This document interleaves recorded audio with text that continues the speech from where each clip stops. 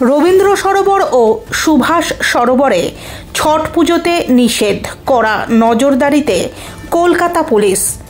পরিবেশ আদালতের নির্দেশ মেনে এবছরও দুই সরোবরে ছট পুজোয় নিষেধাজ্ঞা।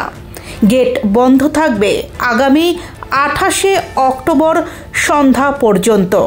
ছট পুজো উপলক্ষে যাতে কোনোভাবেই রবীন্দ্র সরোবর ও সুভাষ সরোবর এলাকায় পুণ্যার্থীরা প্রবেশ করতে না পারেন, তার জন্য আগে থেকেই কড়া ব্যবস্থা গ্রহণ করেছে কলকাতা পুলিশ।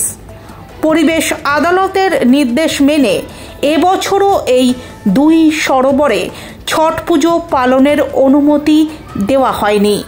দুই সরোবর ঘিরে নজরদারি ও পুলিশি তৎপরতা তীব্র করা হয়েছে। রবীন্দ্র সরোবরের বিভিন্ন প্রবেশদ্বার এবং সার্দার্ন অ্যাভিনিউয়ের সংযোগস্থলে ব্যারিকেড বসানো হয়েছে। পাশাপাশি কলকাতা মিউনিসিপ্যাল ডেভেলপমেন্ট অথরিটির পক্ষ থেকেও নোটিশ জারি করা হয়েছে। নোটিশে জানানো হয়েছে আগামী 28শে অক্টোবর সন্ধ্যা পর্যন্ত রবীন্দ্র সরোবর ও সুভাষ সরোবরের সমস্ত গেট বন্ধ থাকবে।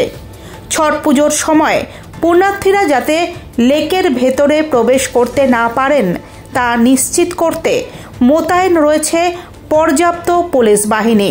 মঙ্গলবার দুপুর 2টো নাগাদ সেই চিত্রই তুলে ধরা হলো আপনাদের সামনে। বিশেষ নজরদারিতে রাখা হয়েছে সার্দার্ন অ্যাভিনিউ রোডও, যাতে কোনোভাবেই ছট পুজোর জন্য আগত গাড়ি বা মানুষজন লেকের দিকে এগোতে না পারেন।